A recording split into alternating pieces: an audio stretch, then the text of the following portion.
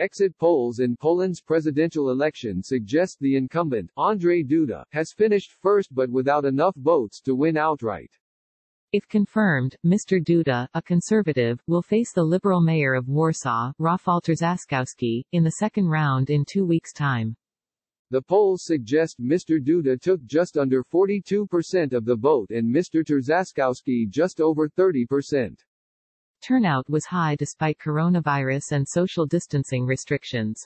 President Duda is an ally of the governing Nationalist Law and Justice (PiS) party, and if he loses, the opposition could push through major changes in Polish politics. The president has the power to veto legislation, so Mr. Duda's re-election would be of benefit to PiS, of which he used to be a member. Mr. Trzaskowski, meanwhile, has pledged to heal rifts with the European Union.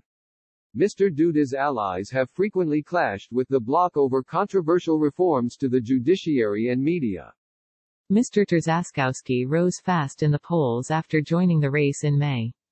Previously a member of Donald Tusk's Civic Platform government, he won the capital's race for mayor in 2018, promising Warsaw for all. This is a decisive time. A lot will really depend on this decision, said Poland's anti-communist hero Lech Walesa as he voted in the northern port of Gdańsk. Last week, Mr. Duda traveled to Washington and received a ringing endorsement from President Donald Trump.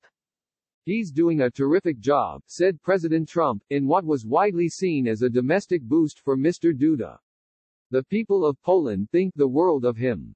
Poland's election had been due to take place in May, when Mr. Duda was higher in the polls and stood a better chance of winning in the first round.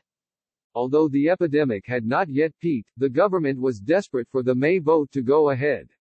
It eventually backed down when a junior coalition partner joined the opposition in saying PiS were putting politics before public health.